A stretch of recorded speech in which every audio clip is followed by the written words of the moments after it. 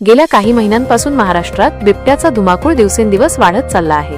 त्यातच आता पुण्यातील आंबेगाव तालुक्यात बिबट्याचा धुमाकूळ थांबायला तयार नाही। आंबेगावच्या पारगाव येथील चिचगाई वस्ती येथे बिबट्याने थेट एका महिलेवर हल्ल्याचा प्रयत्न केला। सुदैवाने ती महिला बिबट्याच्या या हल्ल्यातून थोडक्यात बचावली आहे। मात्र या घटनेमुळे परिसरातील नागरिकांमध्ये कमालीची भीती पसरली आहे।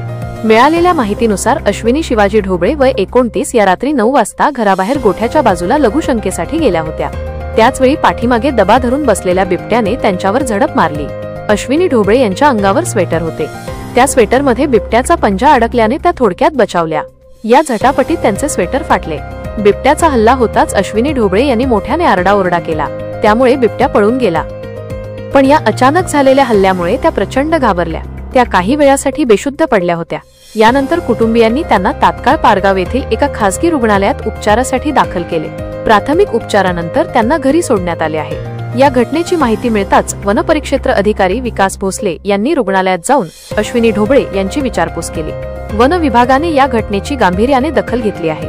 आंबेगावमध्ये ज्या ठिकाणी हल्ला झाला त्या ठिकाणापासून काही अंतरावर तातडीने पिंजरा लावण्यात आला असून नरभक्षक बिबट्याला जेरबंद करण्यासाठी तातडीने कार्यवाही करण्यात आली आहे। या परिसरात बिबट्यांचा वावर मोठ्या प्रमाणात वाढला असून यापूर्वीही अनेक शेतकऱ्यांना शेतात, रस्त्यात, दाराबाहेर बिबट्याचे दर्शन घडले आहे। वारंवार होणाऱ्या या हल्ल्यांमुळे मोठ्या प्रमाणात बिबट्यांची दहशत निर्माण झाली आहे। यामुळे संतप्त झालेल्या स्थानिक ग्रामस्थांनी वन विभागाकडे एक महत्त्वपूर्ण मागणी केली आहे। या पकडलेल्या बिबट्यांना गुजरात येथील वनतारा येथे जंगलात सुरक्षित सोडावे, जेणेकरून नागरिकांच्या जीवितास असलेला धोका कायमस्वरूपी टळेल। बिबट्याला लवकरात लवकर पकडून नागरिकांची भीती दूर करावी, अशी अपेक्षा ग्रामस्थ व्यक्त करत आहेत।